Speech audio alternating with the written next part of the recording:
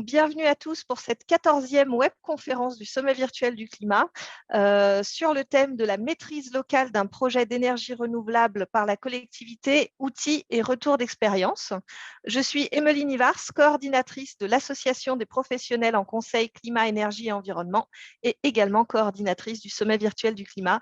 Et c'est moi qui ai le plaisir de vous accueillir aujourd'hui pour cette webconférence. Avec moi, j'ai Arnaud Foulon, coordinateur national chez Énergie Partagée, ainsi que Sylvain Gombert, chargé de financement projet photovoltaïque également chez Énergie Partagée, et Jean-Luc Petit, conseiller municipal à la ville de Vente-à-Brenne. Nous sommes ensemble pour 1h30 en ce début d'après-midi. Et avant de commencer, je voulais vous dire quelques petits mots, en particulier vous rappeler la mission du sommet virtuel du climat, qui est de permettre aux entreprises et collectivités de s'engager, d'agir et d'avancer concrètement sur la voie collective de la neutralité de carbone. Donc, comme vous avez pu le voir sur le programme, on a près de 50 conférences et ateliers. N'hésitez pas à aller piocher ceux qui correspondent à vos secteurs d'activité, ceux qui sont susceptibles de vous faire avancer. C'est pour ça qu'on a construit cet événement.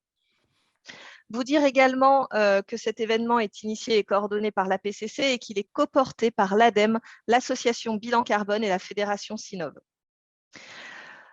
Cet événement n'aurait pas pu avoir lieu sans les nombreux soutiens de toutes nos parties prenantes. Et à ce titre, je souhaite vraiment remercier nos sponsors et partenaires que vous voyez s'afficher à l'écran, mais également toutes les personnes qui nous ont soutenus de plein de manières différentes depuis notre première édition en 2019. Merci vraiment à tous pour ça. Vous dire que donc, cet événement est gratuit, accessible à tous. C'est quelque chose qui nous tient à cœur. Néanmoins, si vous souhaitez nous soutenir et contribuer à la pérennité du sommet virtuel du climat, n'hésitez pas à nous faire un don. Je vous remettrai le lien dans le chat tout de suite après l'introduction. Quelques aspects logistiques. Donc, vous allez pouvoir poser vos questions tout au long de la webconférence par écrit dans l'onglet questions-réponses. C'est là que les intervenants viendront les piocher. Si vous avez seulement des commentaires ou des remarques, vous pouvez les faire dans l'onglet discussion. Dans l'onglet discussion, faites attention à qui vous envoyez votre message. Vous pouvez choisir le destinataire. Je vous encourage vraiment, si vous attendez une réponse de la part d'un intervenant, à vraiment poser la question dans l'onglet questions-réponses. Voilà. Je vous précise également que les slides et le replay seront disponibles courant décembre sur le site du sommet et que vous recevrez un mail à ce moment-là.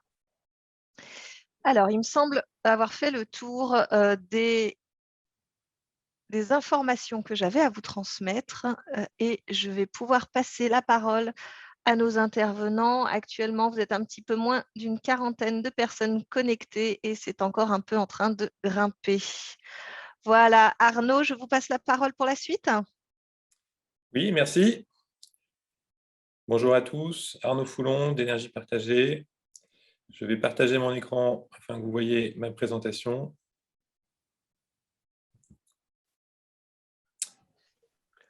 La voyez-vous? Parfait. Oui. Oui.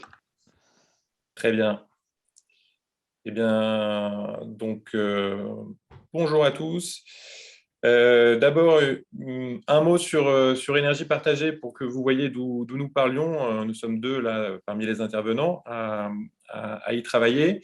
Énergie Partagée, c'est un mouvement national né dans les années 2000 en France, qui s'est inspiré de voisins européens et qui a pour but, comme projet, la réappropriation locale de la transition énergétique, tant sur le plan de la production que sur le plan des économies d'énergie. Donc aujourd'hui, le mouvement est composé de plusieurs structures nationales qui sont des outils au service de ce mouvement et qui mènent trois grandes actions aujourd'hui. D'une part, on porte la voix de tous les acteurs qui s'engagent pour l'énergie citoyenne au travers de notre association Loi 1901. Et puis, nous accompagnons, nous outillons et nous aidons la réalisation de projets locaux d'énergie renouvelable portés par les habitants, par les collectivités, à travers aussi l'association, notre réseau, et à travers notre outil d'accompagnement énergie partagée coopérative auquel Sylvain Gombert appartient. Et puis, nous avons mis en place un outil national qui s'appelle Énergie partagée investissement et qui collecte de l'épargne d'épargnants, donc de l'épargne de particuliers dans toute la France pour aller l'investir directement dans les projets d'énergie renouvelable. Donc aujourd'hui, pour vous donner quelques chiffres, on est à bientôt 260 projets et installations labellisés, car nous avons notre label Énergie partagée pour attester de la démarche citoyenne des projets que nous soutenons. Nous, dans l'association, nous avons 300 structures adhérentes qui sont des collectivités, des coopératives, des bureaux d'études, des sociétés d'économie mixte, différentes personnes morales. L'ensemble de nos projets ont permis à bientôt 22 000 personnes d'investir directement dans ces projets, donc 22 000 actionnaires ou sociétaires de ces projets. Et ils ont investi en somme quelques 34 millions d'euros dans ces 260 projets. Également, parmi les actionnaires de ces projets, on peut compter aujourd'hui 523 collectivités qui sont actionnaires de toutes ces installations. Et pour vous donner un ordre d'idée énergétique, ça représente en termes de capacité installée en termes de production électrique, 513 mégawatts installés. C'est l'équivalent de la production de la consommation électrique hors chauffage et eau chaude sanitaire de quelques 800 000 personnes.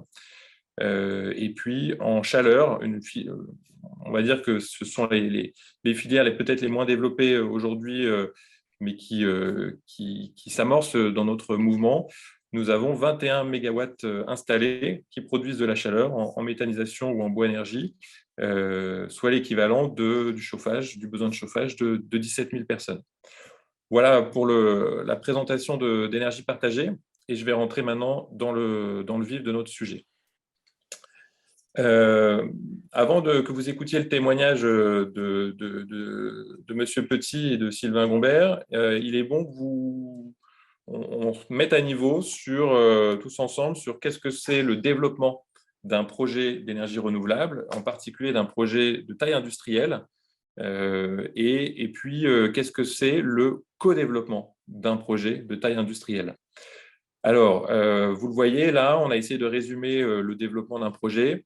En gros, développer des installations éoliennes, photovoltaïques, par exemple, il y a beaucoup d'étapes à passer pour arriver au bout du développement, c'est-à-dire à obtenir les autorisations pour lancer le chantier et installer l'infrastructure énergétique.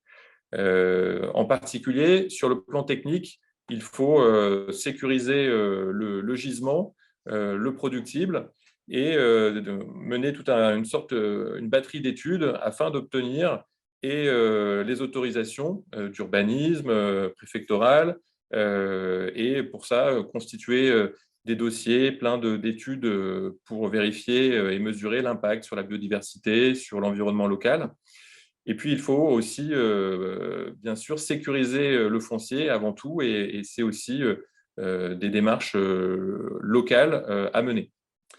Sur le plan économique, il faut aussi avancer et vérifier certains aléas qui pèsent sur la réalisation du projet, qui pèsent notamment sur la rentabilité du projet, à savoir donc la faisabilité et le coût du raccordement. Il faut vérifier s'il y a suffisamment de vent ou de soleil à ces endroits-là, et il faut aller sécuriser un tarif de vente de l'énergie qui sera produite. Et puis, évidemment, ce sont des installations qui s'implantent sur des territoires. Il faut qu'elles s'intègrent au mieux, et il faut travailler avec le territoire pour cette intégration, et même plus pour que ces installations servent les projets de territoire des collectivités et de leurs habitants. Donc, vous voyez, en fait, dans un développement d'énergie d'installation, avant de pouvoir construire, il y a une phase qui peut durer plusieurs années, selon les filières, où il faut aller, on va dire, maîtriser les aléas qui pèsent sur le projet. Et il faut dépenser de l'argent et du temps pour aller réduire le risque que le projet ne se fasse pas. on va le dire comme ça, ou en tout cas obtenir tout ce qu'il faut pour que le projet se réalise. Voilà, donc je vous en ai donné un aperçu de ces risques. Concrètement, derrière, ça se traduit pour des projets de taille industrielle par une logique de gestion du risque et donc de gestion de l'investissement.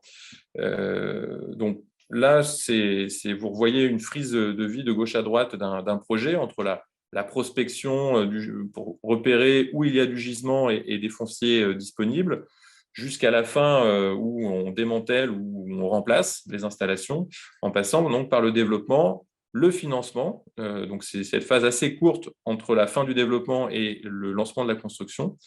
Et puis l'exploitation, qui est en fait une phase longue, qui dure 15-20 ans. Là, vous avez, à travers les petites images avec les sommes d'argent, une représentation du besoin de financement d'un projet tout au long de sa vie, en tout cas jusqu'à la phase de construction. Vous voyez que c'est progressif et c'est encore plus progressif qu'on peut l'imaginer en phase de développement, c'est-à-dire que les dépenses sont relativement modestes et vont se faire au fur et à mesure qu'on réduit le risque. Et puis en phase de financement, là, c'est quand on a obtenu toutes les autorisations, on dit que le projet est sécurisé, et là, il faut décaisser beaucoup d'argent pour acheter les installations, les panneaux, les chaudières, les panneaux photovoltaïques, les éoliennes, et lancer le chantier. Et c'est là où il y a un besoin fort de financement, d'investissement, c'est là qu'il y a la plus grande intensité capitalistique. Voilà. Derrière, ensuite, pour l'exploitation, les besoins de financement sont moindres et c'est bien tout le modèle des énergies renouvelables que de ne pas avoir de gros coûts de fonctionnement pendant toute leur durée de vie, voire même zéro en termes d'achat de combustible, puisque, par exemple, sur le vent ou le soleil, on ne paye aucun intrant. Et du coup, le modèle est bien de devenir rentable sur la durée de vie, 15-20 ans, de l'installation jusqu'à sa fin de vie. En regard de ce besoin financier, il faut mettre le risque dont je parlais sur la diapositive précédente, où au début du projet, le risque est maximum, et il va réduire au fur et à mesure qu'on dérisque et qu'on résout les aléas qui pèsent sur le projet. Il ne disparaît jamais vraiment, il y a toujours du risque d'exploitation, et on pourrait même dire qu'il augmente un peu il réaugmente un petit peu sur la fin de vie de l'exploitation. Et on pourrait aussi préciser un peu le schéma en disant qu'entre le développement et l'autorisation, il réduit fortement. C'est-à-dire qu'on peut passer à la fin du développement, quand on obtient l'autorisation d'exploiter, là, il y a un vrai un décrochage du risque, on va dire, et qui se traduit en termes économiques par une valorisation du projet. Pour vous donner un ordre d'idée, sur du photovoltaïque au sol, tel qu'à peu près même gamme de taille de projet que nous allons écouter tout à l'heure, 8 MW installés au sol, ça va être peut-être 10 000 € en phase de prospection, 200 000 € qui vont être dépensés progressivement en phase de développement, pendant tout le temps de développement, donc plusieurs années. Et puis, à la fin du développement, il y aura 200 000 € dépensés. Et puis, si le projet aboutit, permis, on peut lancer la construction. Et là, c'est 8 millions d'euros qu'il va falloir trouver pour installer les 8 mégawatts de photovoltaïque au sol. Et dans ces 8 millions, le schéma actuel du financement des énergies renouvelables, c'est que les investisseurs, ceux qui portent le projet, amènent donc sur les 8 millions, amènent 20%. On pourrait dire là 1,5 million, 1,6 million d'euros de fonds propres, donc de leurs propres deniers qu'ils investissent dans le projet. Et puis, les banques vont apporter le complément, 6,4 millions dans notre exemple, donc en dette pour le projet. Et dette qui sera remboursée pendant les premières années de l'exploitation du projet. Sur de l'éolien, 18 MW installés, on est sur des ordres de grandeur un peu plus élevés.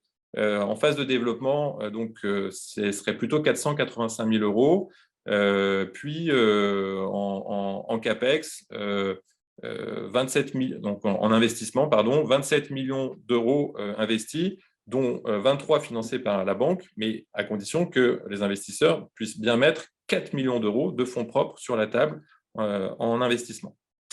Voilà pour vous donner un ordre de grandeur. Et donc, j'insiste sur le fait que dans la phase de développement, c'est ce dont j'ai parlé, les 200 000 euros pour le photovoltaïque au sol ou les 485 000, c'est un peu précis, là, les 500 000 euros pour le projet éolien, ce sont des dépenses que font les investisseurs à risque. C'est-à-dire que du jour au lendemain, le projet peut s'arrêter à cause d'un des aléas que je vous ai présentés.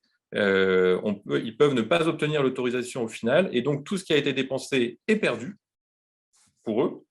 Tout le temps aussi passé est perdu, et c'est ce qu'on appelle la phase à risque d'un projet. C'est cette phase de développement et qui fait que les banques ne viennent pas financer cette phase-là, ils viennent financer après, au moment de l'investissement, quand il y a besoin de beaucoup de sous. Mais dans cette phase-là de développement où le besoin est modeste, mais le besoin est risqué. Enfin, l'argent qui est placé est risqué. Donc là, c'est un profil d'investisseur particulier qui peut le faire, soit des professionnels, soit des outils qui sont en train de se constituer, et comme on vous le présentera. Alors, vous avez vu, il y a du boulot pour faire un projet de grande taille. Il y a beaucoup de choses à mener, des études, il faut être sur le terrain, il faut travailler avec les institutions, il faut faire beaucoup de concertations, il faut vérifier beaucoup de choses. Donc, on n'est jamais trop pour mener à bien cette phase de développement. Et quand on est plusieurs, et qu'on investit du temps et de l'argent à plusieurs pour dérisquer un projet, on va parler de co-développement.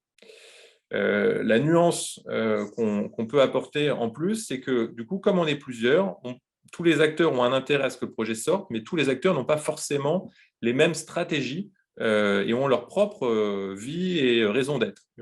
Par exemple, une collectivité, un opérateur privé et un collectif de citoyens, ils pourront se réunir pour faire un projet ensemble, mais ça ne veut pas dire qu'ils vont être alignés tout le temps pour prendre des décisions, et ils ne vont pas tout le temps avoir le même avis ou les mêmes intérêts dans le projet.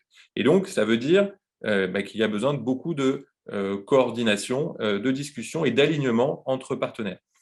Donc, à énergie partagée, vous l'avez compris, nous, le co-développement, pour nous, c'est clair, ça doit servir à faire avancer les projets, à les dérisquer, mais en impliquant les acteurs du territoire et en leur confiant les rôles où ils sont le meilleur pour aider à dérisquer le projet. Si bien que en phase de co-développement, on peut avoir plusieurs scénarios. Là, il peut y avoir des scénarios où il n'y a que des opérateurs privés, un seul ou plusieurs. Nous, ça ne nous intéresse pas trop à énergie partagée, je vous l'avoue. On est plutôt à regarder comment donc impliquer les acteurs locaux, avec ou sans opérateurs privés.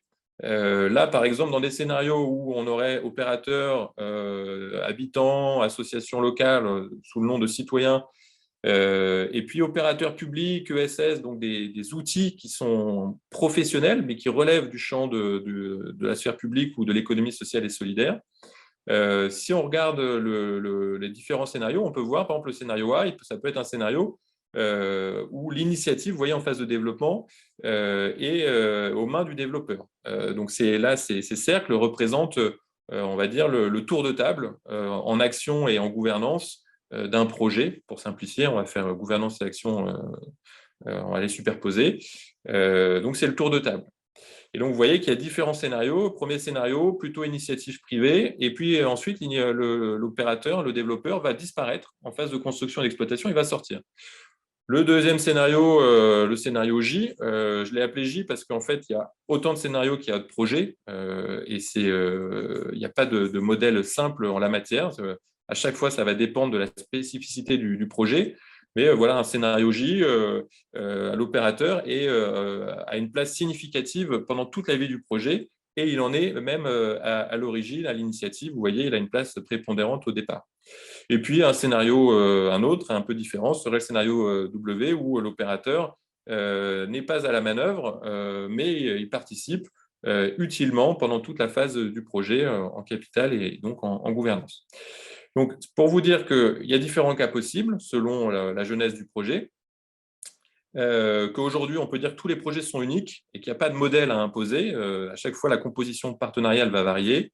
Mais un enseignement très fort là, qu'il faut bien voir, c'est que dès la phase de développement, il faut anticiper la place que chaque partenaire voudra prendre dans la suite du projet et que les sorties et les entrées dans le projet s'anticipent et vont marquer assez fort le partenariat, y compris en termes juridiques de statut et pacte d'associés.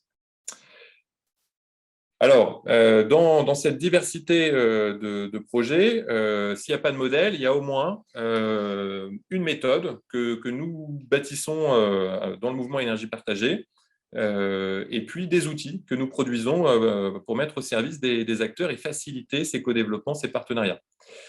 Donc, un des premiers outils, c'est la synthèse qui est en lien et que vous aurez du coup à l'issue de ce webinaire.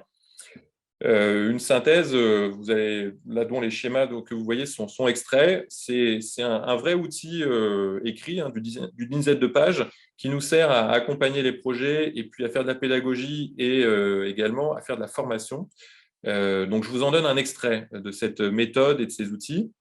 En termes de méthode, on peut dire qu'au départ, dans un co-développement, il faut vraiment que les partenaires prennent le temps d'écoute et de se rencontrer, de se connaître, de partager ensemble leur vision du projet, leurs circuits de décision, qui peuvent être très différents entre notamment des partenaires publics, privés, citoyens, et puis leurs valeurs, le pourquoi ils sont là.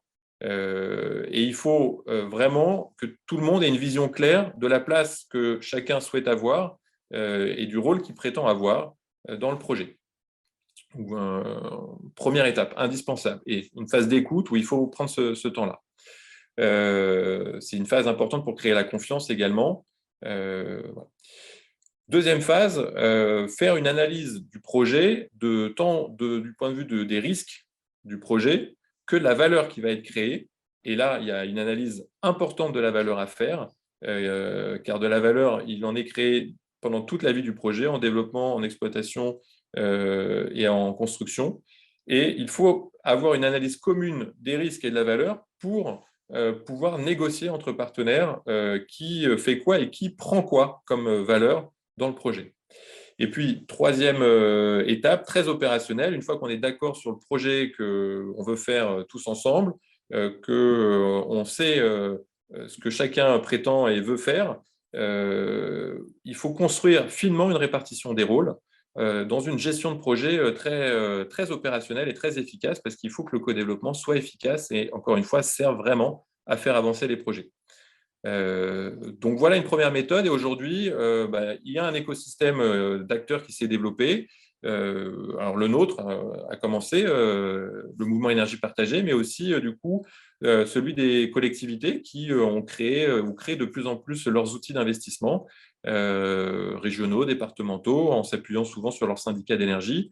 Et tous ensemble, on peut jouer le rôle de traducteur et de tiers de confiance dans les partenariats avec les citoyens d'un côté et parfois les opérateurs privés de l'autre.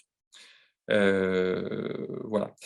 Ces outils sont intéressants, mais ne suffisent pas. Il n'y a pas que des outils méthodaux. Il faut aussi avoir des outils financiers, notamment pour protéger les collectivités et les citoyens du risque financier en phase de développement. Et là, on a des outils qui sont créés. J'en nomme un qui s'appelle Enercité. Je vous invite à aller voir ce que ce sera. Là, je n'aurai pas le temps de le présenter. Alors, deux dernières slides avant de passer au témoignage. Pour la collectivité, il n'y a pas non plus évidemment de modèle imposé ou d'idéal à répliquer. En fait, il y a des postures très différentes. Une posture plus classique jusqu'à présent, qui était une posture, on va dire, de rentière, de la fiscalité, parfois même des loyers. Mais voilà, la collectivité ne faisait pas plus et laissait cette activité industrielle aux mains du marché, des acteurs privés, et ça lui allait bien.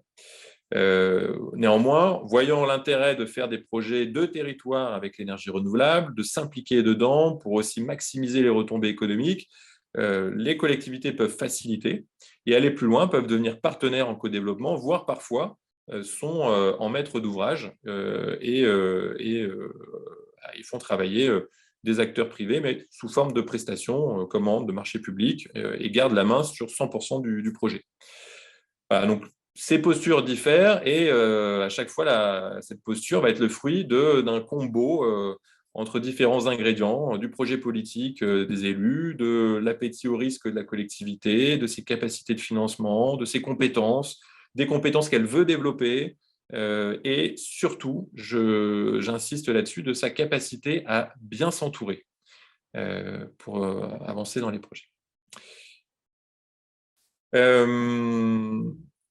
Pour terminer, ce qu'on peut dire, c'est qu'une collectivité ou un collectif de citoyens se posera utilement la question de quelle stratégie souhaite-t-il. Et on peut quand même faire la différence entre des projets 100% privés et des projets publics et citoyens. Et faire cette différence, par exemple, là, notre proposition, c'est de le faire selon 4 axes qui nous paraissent importants. D'abord, l'axe de la gouvernance et de la maîtrise des décisions.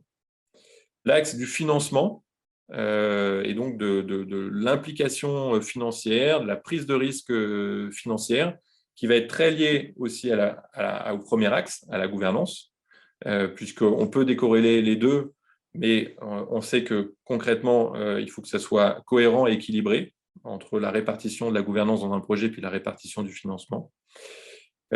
Troisième axe, c'est la concertation. C'est jusqu'où on veut discuter du projet avec les habitants et leur demander leur avis et leur demander leurs propositions et les impliquer. Et puis, dernier axe, ce sont les retombées, et notamment les retombées économiques, qui est très lié à l'axe financement, mais c'est aussi une question à se poser dans le projet de territoire de jusqu'où on veut maximiser les retombées économiques de la production d'énergie renouvelable sur son territoire. Je ne rentre pas dans le détail des différences entre projets, mais vous voyez que là, peuvent se répartir beaucoup de stratégies possibles qui vont être à trouver territoire par territoire. Voilà, donc là-dessus, je vais passer la parole pour un témoignage. Témoignage d'un projet de photovoltaïque au sol dans le sud de la France. Mais avant, je vais faire un petit point sur les questions, voir s'il y a des questions de clarification auxquelles je pourrais répondre. Donc, je vais les découvrir avec vous. Peut-être, Sylvain, as-tu eu le temps d'en traiter? J'en ai traité une par écrit, oui, qui demandait de préciser la puissance dont tu parlais sur le cas d'exemple du projet éolien, où tu évoquais les ratios de coûts de développement, de coûts d'investissement. 18 MW, c'était. Voilà. 18 MW. Et le reste, je te laisse. Oui, alors des exemples de structures citoyens, collectivités produisant de la chaleur bois. Alors oui, on a ça. Vous pouvez le voir sur notre site internet. Je vous donnerai le lien, mais vous pouvez aller sur le site internet d'énergiepartagée.org. Au singulier avec un trait d'union entre énergie et partagée. Là-dessus, dans la partie découvrir le mouvement, vous avez en haut à droite la carte des initiatives aujourd'hui en France qui recense les 260 initiatives et projets d'installation, dont aujourd'hui quasiment 150 sont en exploitation. Et vous pouvez filtrer par filière et voir ceux sur la chaleur bois. Voilà. Oui, on travaille effectivement aussi de plus en plus sur la chaleur bois. D'ailleurs, nous lançons 4 webinaires sur les montages juridiques de ces projets-là. Et effectivement, le co-développement s'applique particulièrement bien à la filière chaleur bois, qui est une filière très territoriale, puisque là, il faut se poser la question du combustible, du bois et de d'où il vient. Et donc, dans nos projets, il vient localement. Dans un rayon proche des chaudières et des réseaux de chaleur. Et donc là, il y a vraiment la question de créer ce qu'on appelle un opérateur énergétique territorial qui est passionnante et dont on a maintenant plusieurs exemples. Les collectivités peuvent être subventionnées si elles mènent seules ce type de projet. Est-ce que ces subventions sont maintenues si la collectivité s'engage aux côtés de citoyens dans une société de construction de réseaux et de production de chaleur bois? Oui, alors donc j'entends que c'est aussi sur la chaleur bois. Oui, tout à fait. Et effectivement, c'est un modèle aujourd'hui qui est subventionné par notamment le Fonds Chaleur de l'ADEME, et puis dans le cadre des contrats d'objectifs territoriaux que signe l'ADEME avec les collectivités. Et ça reste applicable aussi pour ces projets partenariaux. Alors, un projet peut aussi être financé à 100% par un développeur. Et quid est la question. Faudrait la préciser. Non, si c'est 100% financé par un seul développeur, on appelle ça juste du développement. Ce n'est plus du co-développement. Et quand c'est le cas, ce qui est possible, c'est si les acteurs territoriaux veulent s'approprier le projet, c'est possible d'ouvrir des négociations avec l'opérateur privé et de voir qu'est-ce qu'il a envie de faire du projet une fois qu'il sera développé. Et on a certains territoires qui s'organisent pour acheter les autorisations et le droit d'installer et d'exploiter un projet à un développeur privé qui, lui, ça lui va bien de vendre le projet, même quand une fois il peut ne même pas être construit, le vendre aux acteurs territoriaux qui s'organisent pour faire capitaliser une société qu'ils créent eux-mêmes pour acheter le projet. Vous avez des exemples comme ça, par exemple, dans les Mauges, autour de quelques projets éoliens. Voilà, j'ai l'impression que j'ai répondu aux questions, que les autres ont été résolues. Donc, ce que je vous propose, bon, il peut y en avoir d'autres et on prendra un temps de discussion à la fin de toute façon, c'est d'enchaîner avec le témoignage de Solaris Civis. Alors, et Emeline, ce n'est pas Ventabren, c'est Vintabrin et le projet Solaris. Jean-Luc Petit, je vous laisse commencer et je vous laisse également vous présenter. Merci Arnaud. Bonjour à tous. Donc, effectivement, je suis Jean-Luc Petit, je suis conseiller municipal donc, dans la commune de Ventabrin, une petite commune des Bouches-du-Rhône, tout près d'Aix-en-Provence, donc au cœur du territoire du pays d'Aix. Alors pour présenter Ventabrin, donc quelques chiffres, donc 6 000 habitants, donc une petite commune. Nous avons été lauréats, nous sommes lauréats territoire énergie positive pour la croissance verte, qui était une initiative lancée par le ministère de l'Environnement en 2015, je crois, et qui récompense d'une part ce projet Solaris, qui était vraiment en phase de démarrage de projet en 2015, oui, à ce moment-là, mais aussi le fait qu'on ait une politique d'efficacité énergétique et d'urbanisme durable assez forte dans la commune. L'objectif étant que la meilleure économie d'énergie que l'on puisse faire, c'est celle que l'on ne dépense pas. Donc voilà, il y a ces deux volets, économiser l'énergie et deuxièmement la produire.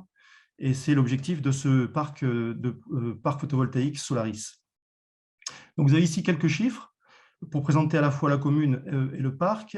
Donc 5 mégawatts crête pour le parc, ça fait environ, pour notre situation géographique, environ 7800 mégawatts-heure an, soit l'équivalent de la production électrique, de la consommation électrique d'une commune comme la nôtre. Donc, ce qui veut dire qu'en septembre 2021, quand la centrale sera effectivement en production, septembre 2022, quand la centrale sera effectivement en production, on aura quasiment un équilibre énergétique, de consommation énergétique dans la commune. C'était notre objectif. Vous voyez sur le slide, il y a ce projet couvrira 5 hectares de terrain, mais avec une possibilité d'extension à 10 hectares. C'est-à-dire qu'on a prévu, malgré tout, quitte à faire toute une démarche qui est assez complexe, et on a suivi bien sûr la méthodologie d'énergie partagée, quitte à avoir cette démarche assez longue et fastidieuse, malgré tout, de prévoir un petit peu la poire pour la soif et éventuellement une extension au projet que l'on va vous présenter. Et en fonction des évolutions technologiques, en fonction des évolutions politiques, aussi énergétiques, on sera fort d'étendre ce projet que l'on va vous présenter. Alors, la partie financière, on va y rentrer plus en détail avec notamment Sylvain Gambert va y rentrer plus en détail, avec notamment les aspects risques, les aspects capitalistiques, etc. La partie environnementale, qui est une partie importante de ce projet, je vais la traiter juste après. Voilà, donc je voulais quand même vous indiquer les objectifs que l'on avait clairement au travers de ce projet. Ils étaient 3. Premièrement, réaliser l'indépendance énergétique de la commune et apporter notre pierre à l'édifice de la transition énergétique du pays. Je pense que chaque commune est en ce moment à cette réflexion-là.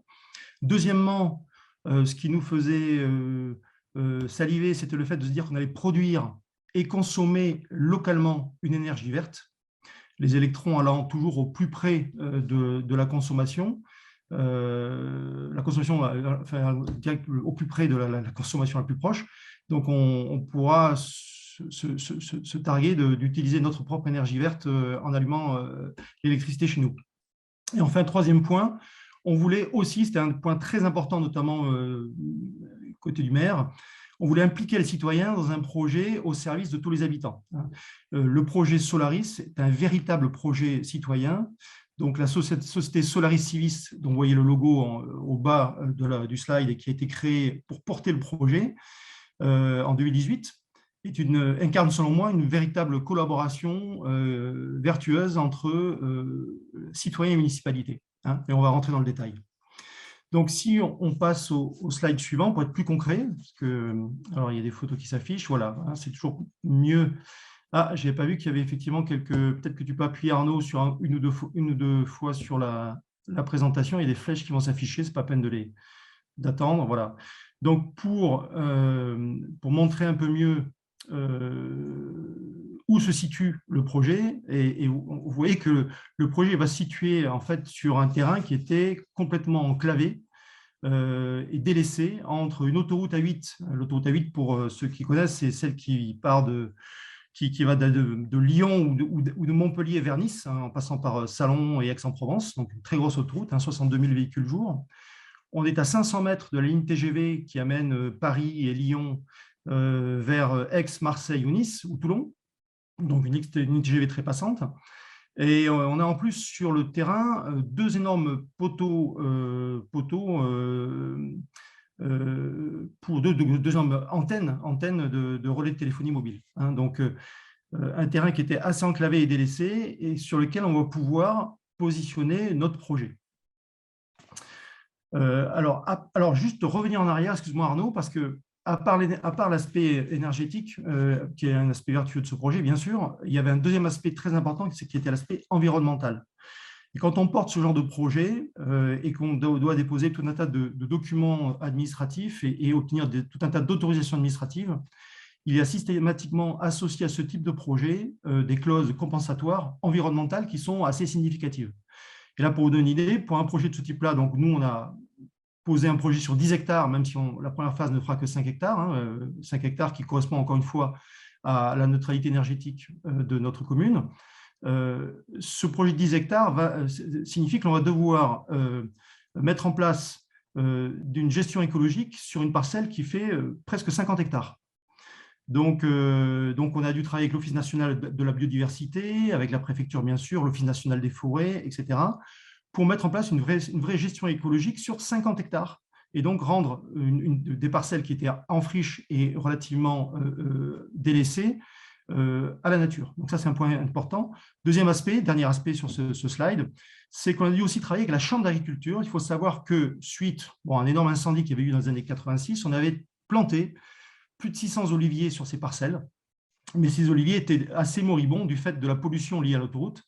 Et donc, c'était assez difficile de les faire vivre. Donc, ce qui a été décidé, c'est de profiter de ce projet pour transplanter ces 600 oliviers sur 2 parcelles de la commune qui ont été préparées, irriguées, mises dans les mains de 2 agriculteurs ventabrénais, avec des baux ruraux qu'on a mis en place entre eux et nous, et qui vont produire, grâce à ces 600 oliviers, une huile d'olive bio de haute qualité sous label AOP, huile d'olive d'Aix-en-Provence. Donc voilà, donc vous voyez qu'il y a tout un ensemble de rentabilité, pas plutôt de rentabilité écologique, mais de reconquête agricole liée à ce projet.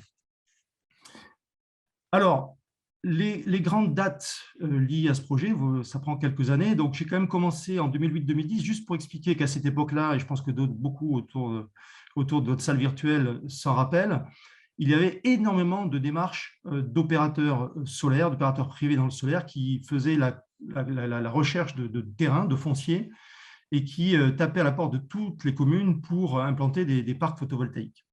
Nous, à l'époque, on n'avait pas bougé, on était assez frileux de mettre les clés, de mettre l'ensemble des clés, donner l'ensemble des clés à un seul opérateur privé. mais on avait pris conscience de ce potentiel et de l'intérêt de ce type de projet. En 2012, c'est assez important parce que c'est un acteur très important de notre projet, c'est l'acteur citoyen. Nous avons la chance à Ventabren d'avoir une association qui s'appelle Ventabren Demain, qui est une association citoyenne, je dirais efficace, bénévole et apolitique, qui se veut vraiment force de proposition à côté de la commune. Ça depuis une dizaine d'années. Et l'association est particulièrement active autour de tous les grands projets de la commune. Et elle tire sa pertinence de la diversité de ses membres et de leurs compétences personnelles. Voilà, on a la chance d'avoir cette association à nos côtés. Cette association a essayé de porter un projet, enfin a démarré un portage de projet photovoltaïque en 2012 avec la commune. Et donc on s'est rencontrés, on a commencé à travailler, mais c'est seulement en 2015 que notre maire a décidé, pour vraiment aller très en profondeur et très en largeur sur les retombées de ce projet, a décidé de créer une commission extra-municipale sur l'énergie, hein, avec pour mission de réaliser la transition énergétique de la commune. Donc ça, c'est une date importante. Les autres dates clés, donc, je les ai mises en gras. Donc on a rencontré, c'est là qu'Énergie Partagée a été contactée, hein, c'est à partir de cette création de commission extra-municipale sur l'énergie qu'on a commencé à communiquer et à travailler avec Énergie Partagée, que l'on a effectivement pris connaissance de toute la méthodologie, de toutes les démarches, toutes les étapes à suivre pour mener à bien un projet de parc photovoltaïque. Et on a lancé un appel d'offres opérateurs où on a eu une dizaine de réponses d'opérateurs privés. Et en 2017, pour faire court, eu égard aux énergies, aux compétences, aux motivations qui vont autour de la table entre l'association citoyenne Ventabren Demain, la municipalité et Énergie Partagée qui nous a apporté tout le savoir-faire, la méthodologie et la connaissance de ce marché-là, on s'est dit qu'il n'y avait pas vraiment nécessité de mettre un opérateur privé. Alors encore une fois, comme l'a dit Arnaud, chaque projet est unique. Et là, je considère qu'effectivement, cette décision qui a été prise par Ventabren et par l'ensemble des associés, des futurs associés, elle est vraiment propre à notre contexte. Encore une fois, je ne dis pas qu'il ne faut pas passer par des opérateurs privés, ce n'est pas du tout mon sujet. Je pense qu'au contraire, très souvent, il est très intéressant de passer par des opérateurs privés. Il se trouve qu'effectivement, la typologie des acteurs de Ventabren fait qu'on a décidé de s'en passer. Donc, derrière a suivi la démarche administrative habituelle. Et date importante, 2020, accord du permis de construire. Là, effectivement, ça a été quand même la partie lourde et c'était un gros point de passage. Deuxième point important en 2020, c'est qu'on a été lauréat donc, de la CRE, qui nous a permis, donc la Commission de régulation de l'énergie, et qui nous permet d'être assurés de pouvoir revendre notre énergie, notre électricité pendant 20 ans. 2021, on y est. Là, dans quelques jours, on va avoir un nouveau conseil municipal pour entériner les versions définitives de tout ce qui est bail emphytéotique entre la commune et la société Solaris Civis qui va porter le projet. Société Solaris Civis dans laquelle on retrouve l'actionnariat de la commune, de Ventabren Demain, les citoyens et l'énergie partagée. Mais là, effectivement, on va entrer dans cet aspect capitalistique plus en détail avec Sylvain tout à l'heure, et c'est important. Les statuts de cette société Solaris Civis définitifs sont aussi validés dans quelques jours, accord banque et sélection du constructeur, puisqu'on a lancé bien sûr la consultation avec une AMO pour la construction du parc qui devrait commencer en janvier, avec encore une fois démarrage de la production en septembre 2022. Voilà, les acteurs donc, du projet citoyen de Ventabren, j'insiste encore une fois là-dessus sur le fait que c'est un projet unique et que cette typologie d'acteurs et d'actionnaires est propre à notre projet, mais ça peut vous donner quelques idées. Donc une gouvernance quand même 100% citoyenne et publique. En termes de responsabilité, de tâches, de répartition des tâches, vous avez effectivement les éléments, les grandes lignes sur ce transparent. À mon sens, il y a 3 acteurs indispensables. Donc on s'est passé d'un 4e qui est effectivement l'opérateur privé. Mais encore une fois, c'est une situation propre à Ventabren. La partie Ventabren Demain, donc association citoyenne, porte en particulier la gestion, l'animation et la coordination du projet. J'insiste, car cette partie-là est extrêmement lourde et chronophage. Et sans effectivement la motivation et vraiment l'implication de l'association citoyenne Ventabren Demain, on n'aurait pas pu se passer, en tout cas pour la taille, pour une commune de la taille de la nôtre, hein, 6 000, 7 000, 8 000 habitants, enfin, je pense qu'une commune de moins de 10 000 habitants, sans une volonté et une motivation et la bande passante forte d'une association citoyenne, on ne peut pas se passer d'un opérateur privé, à mon sens. Voilà. Donc là, je passe la parole à Sylvain sur la partie plus financière capitalistique, mais peut-être qu'il y a des questions à ce niveau-là. Sylvain, Arnaud, vous avez vu des questions passer? Alors, il y a une question qui a été posée sur le fait d'expliquer dans le détail comment ça s'est passé pour et les raisons qui poussent à vous être passé d'un développeur et comment vous êtes organisé par la suite. En même temps, j'ai l'impression que vous avez apporté pas mal de réponses, Jean-Luc, déjà sur les compétences des acteurs en présence, hein, de l'association, de la commune, puis qui s'est entouré d'énergie partagée. Donc, à un moment, quand on regarde tout ce qu'il faut faire et qu'on regarde les compétences en présence, eh ben, on regarde l'équilibre. Et si c'est bon, s'il n'y a pas besoin de d'autres compétences, il n'y a pas besoin d'aller chercher un opérateur privé ou public ou quelqu'un d'autre. Et ensuite, ça veut dire qu'il y a une répartition du travail, des tâches, et c'est ce qu'a commencé à exposer Jean-Luc Petit sur, voilà, vous avez cette répartition des tâches sous les yeux. Donc, je vous propose de ne pas plus y répondre. Si vous voulez préciser votre question, vous pouvez. NG,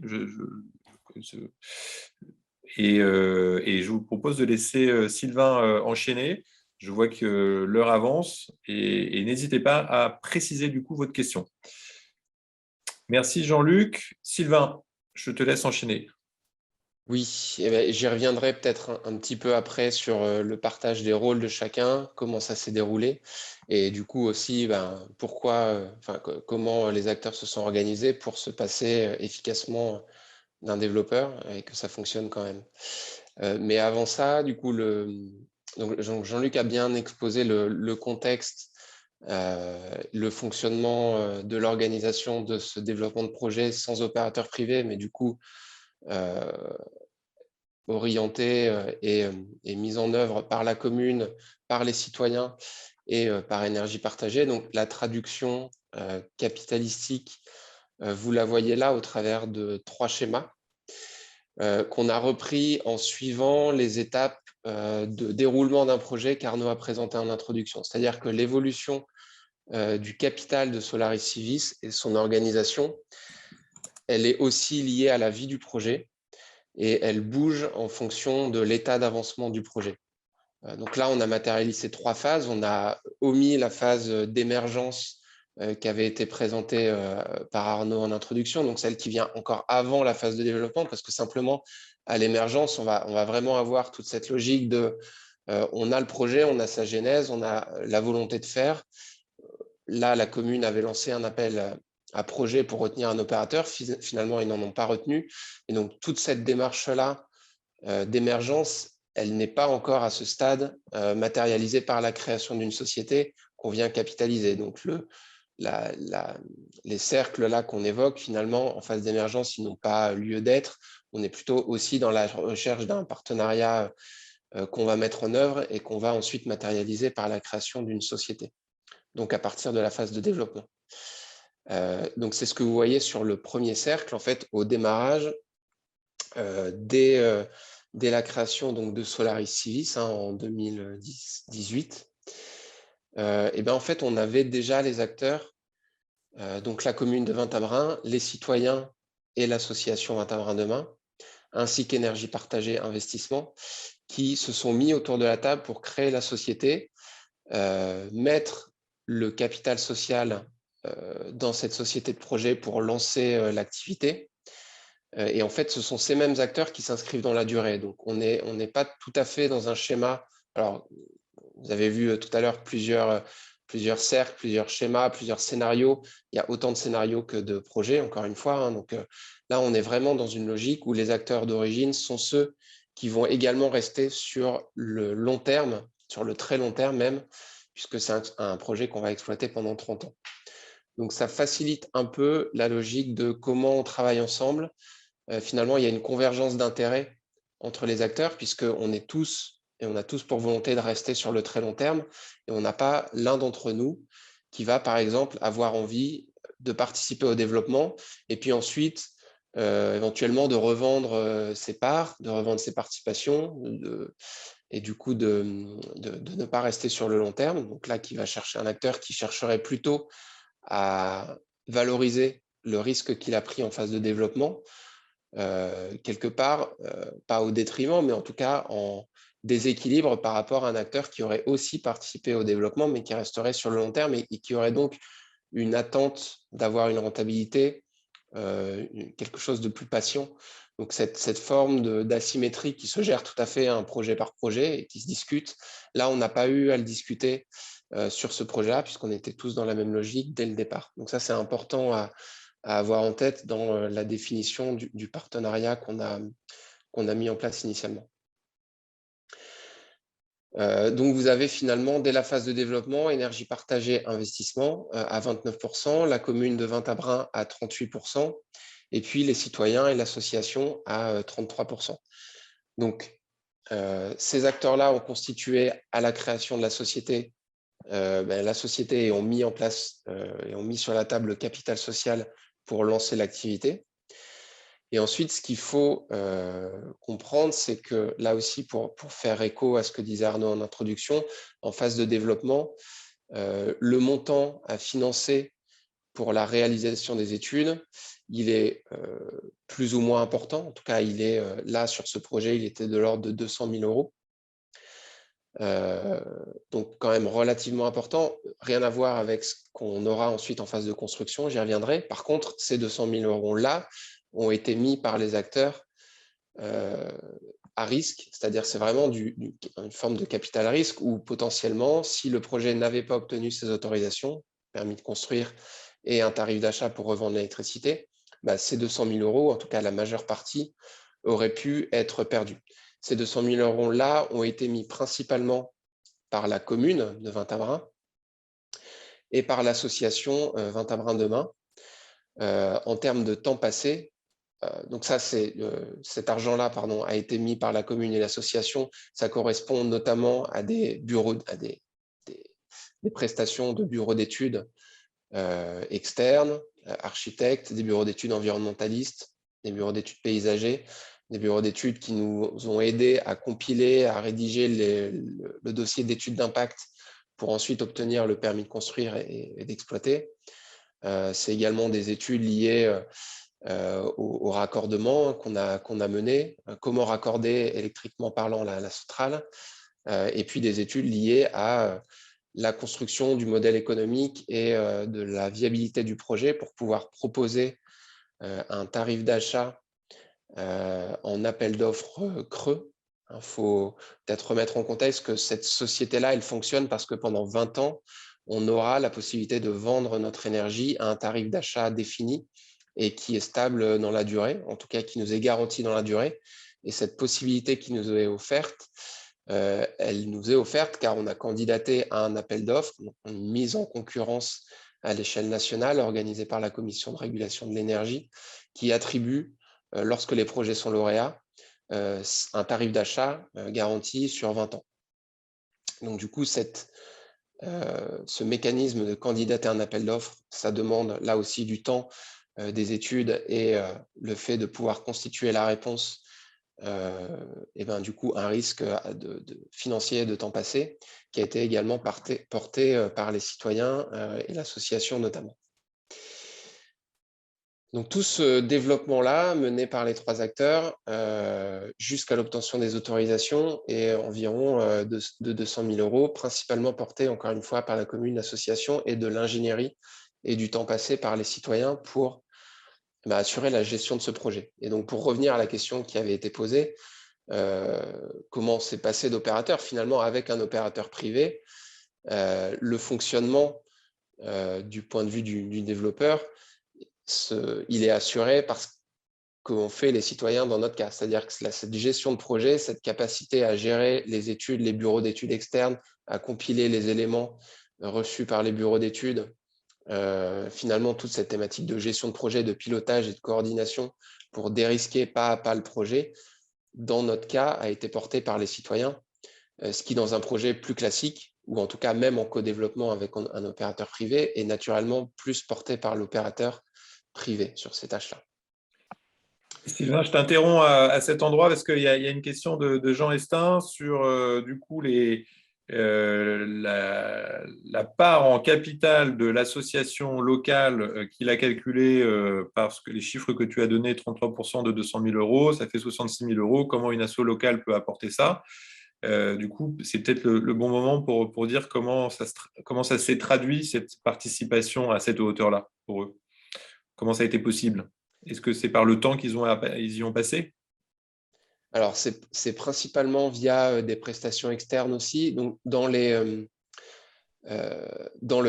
fait, en phase de développement, le capital social, donc vraiment les fonds propres de Solaris Civis, ont été relativement faibles. En fait, on est venu capitaliser Solaris Civis à hauteur, je crois de mémoire, mais je n'ai plus les chiffres exacts en tête, mais de 2 000 euros. Je crois que c'était 2 100 euros de capital social mis à la création de la société.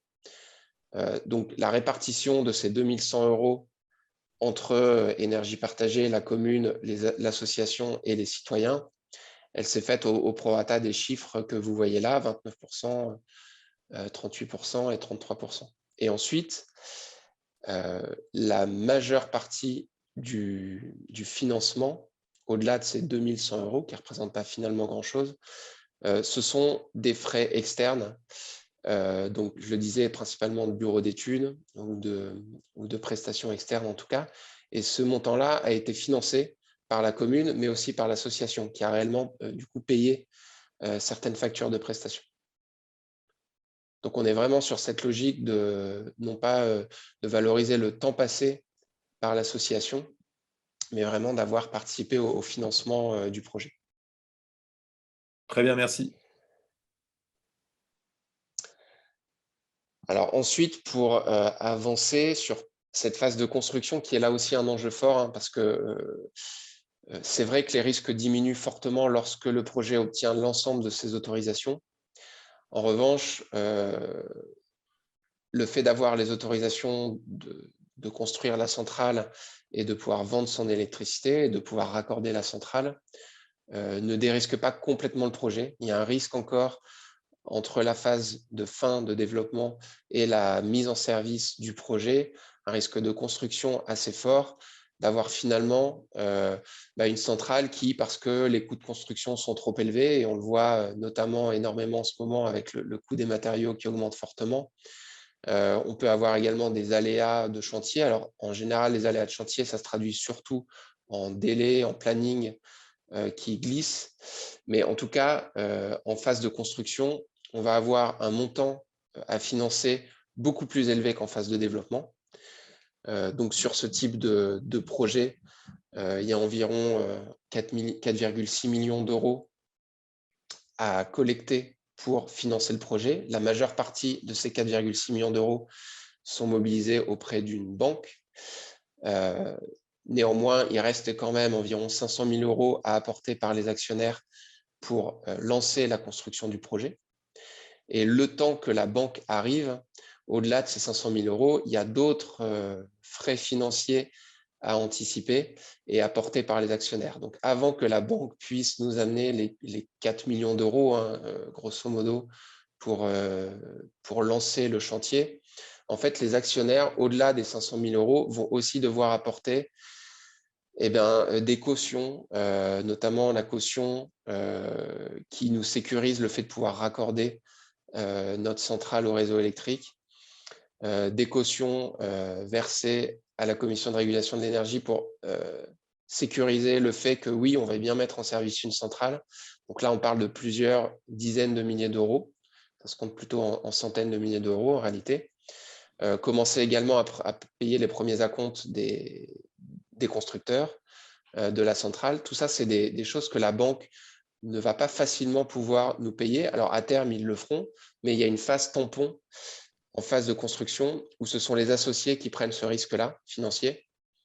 Donc, risque moins élevé qu'en phase de développement, encore une fois, parce qu'on a des autorisations, mais quand même un risque de construction sur des montants importants risque plus faible, mais sur des montants importants. Et donc, c'est là où Énergie Partagée, notamment, a pu apporter son soutien financier, puisque côté commune, en termes de budget, on est resté sur les ordres de grandeur qui avaient été validés dès le début du projet d'apport de la commune, qui n'était pas en capacité de prendre plus de risques que ce qu'elle a pris en phase de développement. De la même manière, pour l'association et les citoyens, il n'était pas entendable de prendre plus de risques que ce qui a été pris en phase de développement. Donc, Énergie Partagée a joué ce rôle en phase de construction, d'amener environ 500 000 € supplémentaires pour lancer le projet dans cette phase critique. Et donc là, on a vraiment un équilibre sur les risques pris par chacun et la valeur ensuite que va chercher chacun dans le projet qui se trouve à ce stade-là notamment. On retrouve bien la complémentarité des acteurs en présence qui, chacun vient apporter quelque chose de très utile au projet. Et donc là, en l'occurrence, la capacité de financement de cette phase-là de construction par Énergie Partagée. Et alors ensuite, si tu as fini sur la construction, en phase d'exploitation, comment ça se passe? Voilà, en phase d'exploitation, dernière chose, donc l'idée c'est qu'on structure le capital pour lancer le chantier. La commune, les citoyens qui ont participé dans ce qu'on appelle le groupe exécutif, mais voilà, les citoyens, le noyau dur à l'origine du projet, à l'initiative et au portage, resteront dans le capital aux côtés de l'association Un Tabrin de Main. Donc, vous retrouvez le même ratio entre la commune et l'asso et les citoyens du groupe exécutif en phase d'exploitation. Ce qui va changer, c'est que sur 2022, Énergie Partagée Investissement, qui est aujourd'hui à 38%, on va travailler avec l'association, avec les citoyens, avec la commune, à ce que localement, on puisse réaliser une collecte locale, du coup, une collecte de fonds auprès des 20 Tambranais, principalement, pour que les citoyens, plus largement que ceux qui ont participé activement à la genèse du projet, puissent investir également dans le projet et donc aient l'opportunité finalement d'investir dans un projet sécurisé en exploitation et qui durera sur 30 ans et d'être présent à nos côtés au capital. Donc l'engagement aussi d'Énergie Partagée Investissement qui a investi dans le projet, c'est de pouvoir s'effacer en partie auprès des citoyens qui souhaitent investir dans le projet, auprès des citoyens locaux qui souhaitent investir dans le projet. Sachant que Énergie Partagée Investissement, déjà, et tu l'as précisé Arnaud en introduction, c'est de l'investissement citoyen, puisque derrière Énergie Partagée, il y a des citoyens, des épargnants français qui ont investi dans l'outil, mais là, l'idée, c'est de favoriser l'épargne locale et en direct dans le projet.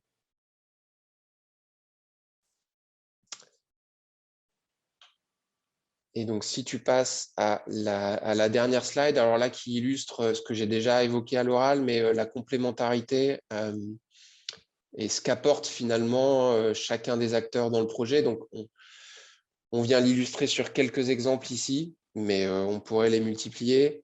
Ce qu'on souhaitait montrer, c'est que finalement, ce co-développement entre public et citoyen, dans ce cas précis, finalement, chaque acteur a apporté énormément, on va dire, d'expertise de valeur au projet pour permettre sa réalisation. Donc, notamment en phase d'émergence, mais on l'a largement évoqué, à la fois une initiative citoyenne et de la collectivité locale pour, on va dire, politiquement et sur l'envie, mettre sur les rails le projet.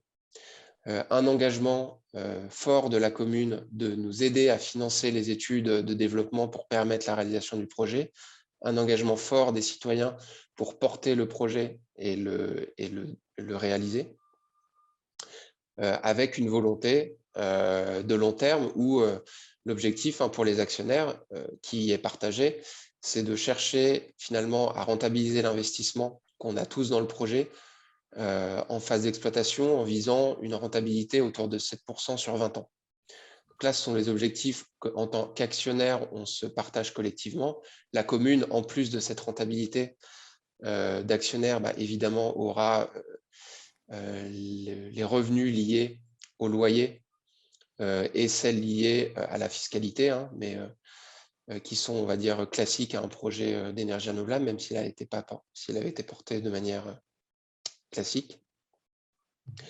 Et puis, au-delà de ça, en termes politiques, donc un peu plus tard dans la vie du projet, en phase de développement, donc là sur le carré du milieu, c'est quelque chose qui n'a pas trop été mentionné par Jean-Luc, mais clairement, l'obtention du permis de construire dans de bonnes conditions et relativement rapidement, vu la complexité du dossier, ça a été possible, notamment grâce au soutien politique de la commune, vis-à-vis de la sous-préfecture, vis-à-vis de la chambre d'agriculture, vis-à-vis des services départementaux.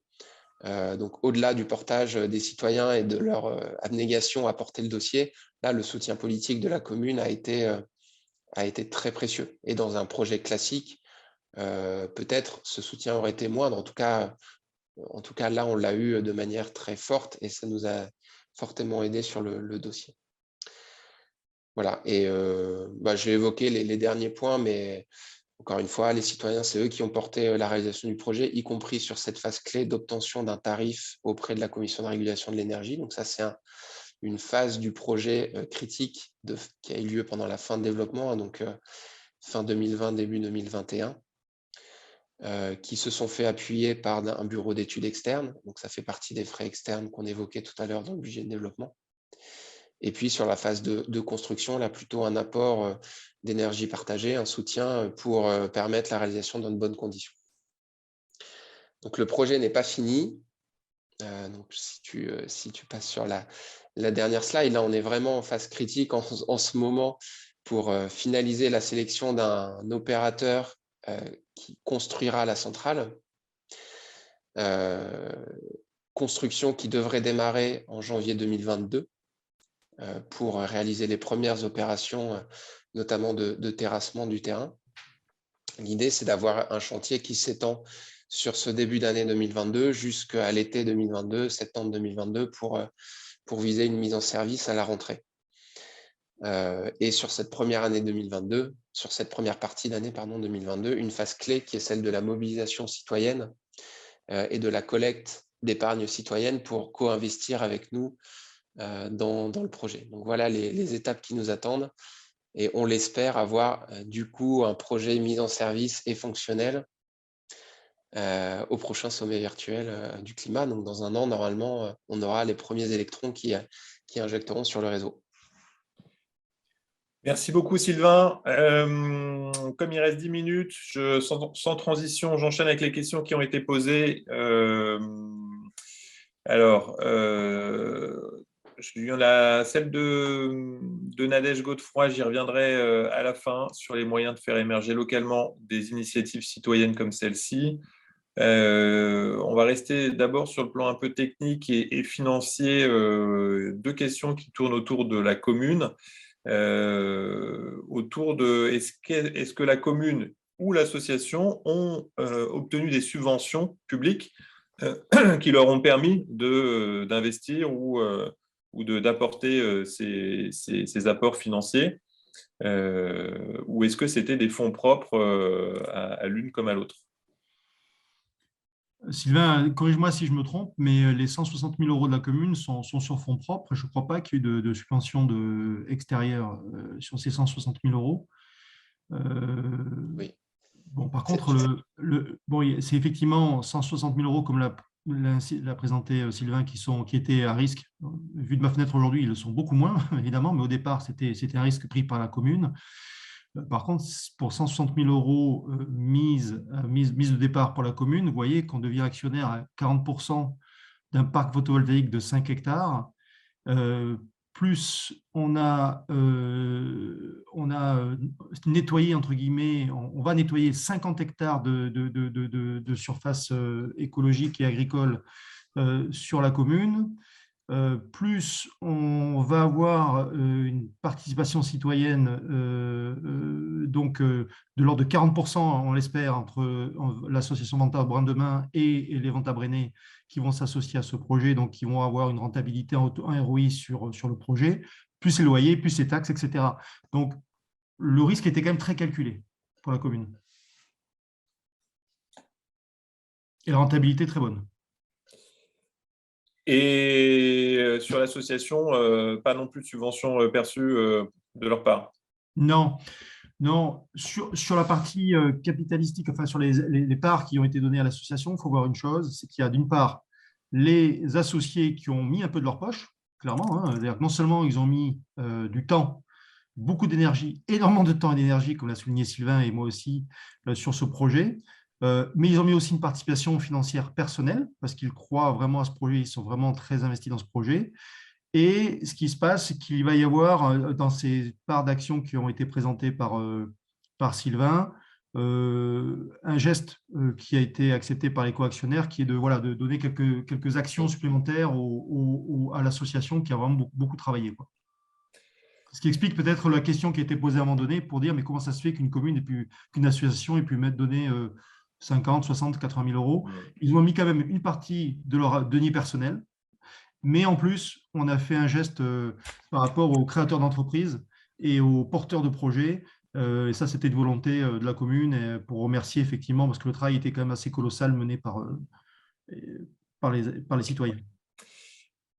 Merci. Alors, une autre question économique. Donc, vous avez parlé d'un concours national de la CRE, l'appel d'offres, pour obtenir et sécuriser un tarif de vente de l'électricité sur 15 ans, il me semble. 20 ans. Pardon? 20 ans. 20 ans. Sur 20 ans. 15 ans, c'est d'accord, c'est sur 20 ans. Est-ce que vous aviez étudié la piste de vendre l'électricité de gré à gré à un fournisseur d'électricité? Jean-Luc Barrot cite la coopérative Enercop, par exemple. Oui, on l'a plus qu'envisagé, puisque du coup, le projet, donc Solaris Civis, en fait, a candidaté, alors c'était en 2019, il me semble, à un appel d'offres lancé justement par Enercop pour que Enercop puisse identifier des projets sur lesquels il pourrait faire une offre d'achat d'électricité à horizon 2021-2022. Donc Solaris Civis a candidaté à cet appel d'offres et a été retenu. Ce qui nous a donné en fait concrètement un choix dans les scénarios qu'on privilégiait pour valoriser l'électricité. Un choix entre soit effectivement rentrer en discussion avec Enercop pour bénéficier d'un tarif d'achat et donc être dans une vente, vous avez évoqué le terme en gré à gré, entre Solaris Civis et Enercop, ou tenter notre chance à l'appel d'offres creux pour obtenir un tarif. Donc, on a eu ces scénarios ouverts jusqu'à fin 2020. En 2020, Solaris Civis de la même manière que la candidature à Enercop, a aussi candidaté à l'appel d'offres creux et a été lauréat. Donc, l'histoire aurait certainement, si on n'avait pas été lauréat, était différente. On aurait pu continuer à discuter avec Enercop. Après, stratégiquement, d'un point de vue purement, on va dire, portage de projet, le choix entre Enercop ou là au creux, on l'a discuté, on l'a porté, et notre choix s'est plutôt porté, puisqu'on a été lauréat sur la creux, de favoriser cette démarche-là. Très bien.